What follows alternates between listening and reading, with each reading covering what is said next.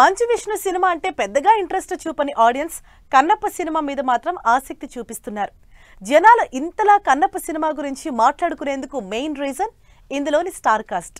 అంతకు మించి భారీ బడ్జెట్, రిస్కీ సబ్జెక్ట్ తో వస్తున్న కన్నప్ప సినిమాని మంచు విష్ణు అండ్ టీం ఎలా హ్యాండిల్ చేశారోననే ఎక్సైట్మెంట్ అందరిలో పెరిగిపోతోంది.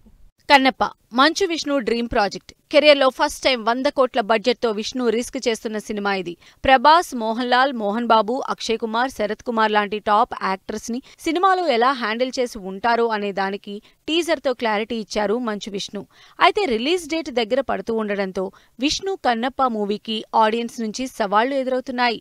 బాపు డైరెక్షన్లో కృష్ణంరాజు హీరోగా వచ్చిన క్లాసికల్ హిట్ మూవీ భక్త కన్నప్పతో కంపారిజన్ చేస్తున్నారు. బాపు డైరెక్షన్లో వచ్చిన భక్త కన్నప్ప కేవలం ఏపీలోని ఫారెస్ట్ లొకేషన్స్ లోనే షూటింగ్ జరుపుకుంది. శ్రీకాళహస్తి పరిసర ప్రాంతాల్లోనే సినిమాని తెరకెక్కించారు బాపు. అయితే మంచు విష్ణు మాత్రం కన్నప్ప షూటింగ్ కోసం సినిమాని న్యూజిలాండ్ కి షిఫ్ట్ చేసి సినిమా స్కేల్ ని నెక్స్ట్ లెవెల్ కి తీసుకెళ్లారు.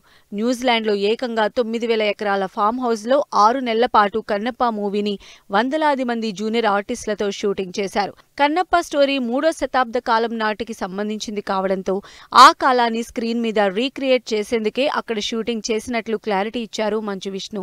మంచు విష్ణు డ్రీమ్ ప్రాజెక్ట్ కన్నప్ప సినిమాని అత్యంత ప్రతిష్టాత్మకంగా తెరకెక్కిస్తున్నారు డైరెక్టర్ ముఖేష్ కుమార్.